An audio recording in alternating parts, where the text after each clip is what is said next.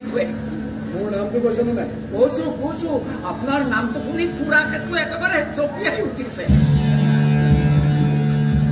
আৰু মানে চিনি পাইছে তেওঁ? পাইছে ছাৰ পাইছে। বহু ধনী মানুহ বুলি ময়ো কৈ থৈ আহিছো নহয়। কি ভাব তই আগবঢ়াটো ভাল হ'বনে? আগবাঢ়ি দিয়কহে ছাৰ, পিছত যি হয় দেখা যাব। পিছততো সেয়াই হ'ব লাগিব যিটো মই বিচাৰোঁ। তই দেখোন জানই মনোজ, মই ভাগ্যক বিশ্বাস নকৰোঁ। ভাগ্যক নিজে নিৰ্মাণ কৰাৰ ওপৰতহে বিশ্বাস কৰোঁ। সৰুৰে পৰা যি কৰিব খুজিছোঁ কৰিছোঁ, যি হ'ব খুজিছোঁ হৈছোঁ। এতিয়া কাৰোবাক ভাল পাব খুজিছোঁ, ভাল পাইহে।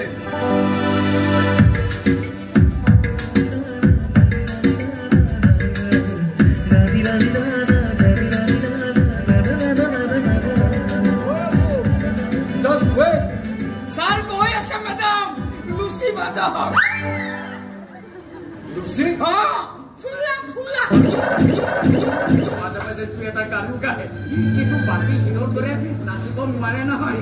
সেইকাৰণে এনেকে ৰাস্তাই ঘাটে ফটো তুলি ফুৰে। এনেকৈ মনে মনে ফটো তোলাটো অভদ্ৰামী হয়, অপৰাধ হয়। এইটো কেনেকে অপৰাধ হবহে? আৰু ভাল পোৱাটো যদি অপৰাধ হলহেঁতেন তেনেহলে আপোনাৰো জন্ম নহলহেঁতেন, মোৰো জন্ম নহলহেঁতেন। যোৱাৰ আগে এখেতৰ পৰা কথা এটা জানি লওঁ। হেৰি মানে ৰতিকান্ত মহাজন আপোনাৰ ভাই নাই?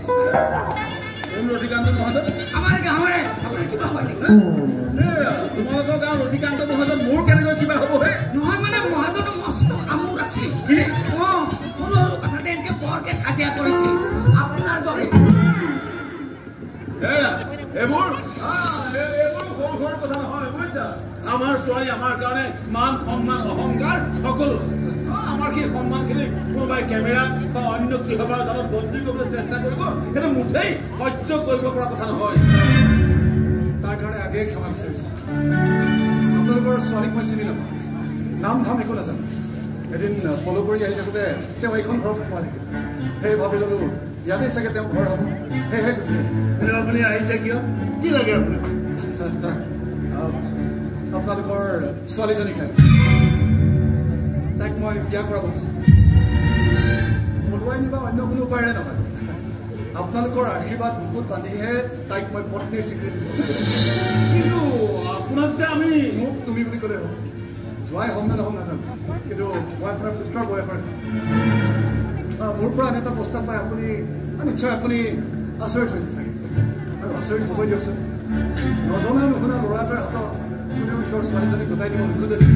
নজনা নুশুনা মানুহৰ লগত আমি ইমান বেছি সময় আমি কথাও নাপাতো, আৰু কথা পাতি সময় নষ্ট কৰিব পৰাকৈ মোৰ হাতত বিশেষ সময় নাই।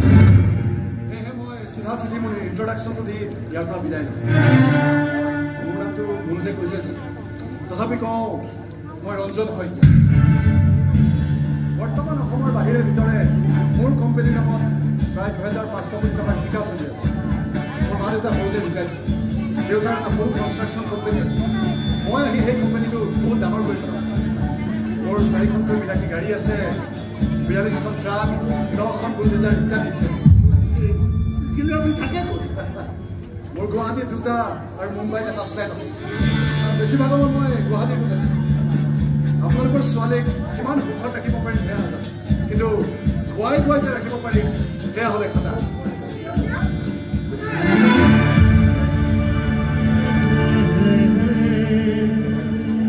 এইজনীয়ে মোৰ ছোৱালী মেঘালী।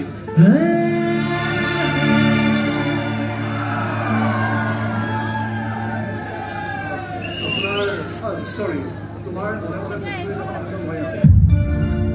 মোৰ বাকী চিনাকি তোমাৰ দেউতাহঁতৰ আগত গৈছে, তুমিও জানিবা। মই ধনী মানুহ, কিন্তু বেয়া মানুহ মই নহয়। প্ৰথম দেখাতে তোমাক ভাল পাই পেলাইছিলোঁ, আৰু মোৰ ভাৱবোৰ ইমান দুখীয়া। ৰজাৰ দৰে আহিম আৰু ৰাণী কৰি লৈ যাম তোমাক আমাৰ ঘৰত, কথা দিছোঁ।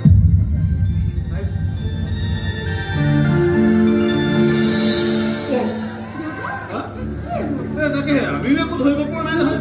হঠাৎ আহিলে আৰু কিবা কিবি বকিলে। আচলতে চৰি, আপোনালোকক মোৰ কাৰ্ড এখন দিয়াম।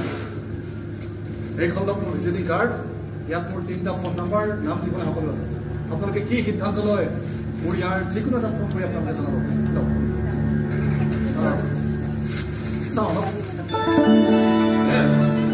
কি কৰিছে সেৱা এটা কৰিলে যাতে আপুনি চিধা য়েছ বুলি কয় য়েছ বুলি কোৱাৰ পিছত আৰু সেৱা নকৰোঁ ডাইৰেক্ট বিয়াৰ দিনাই কৰিম সেইদিনা মই হ'ম জোৱাই আৰু আপুনি হ'ব শহুৰ কিন্তু আমাৰ উত্তৰটোতো নও হ'ব পাৰে নহয় মোৰ ভাল পোৱাৰ ওপৰত সিমানখিনি বিশ্বাস আছে মোৰ আৰু মই পৃথিৱীৰ আটাইতকৈ বেয়া পোৱা শব্দটোৱে হৈছে ন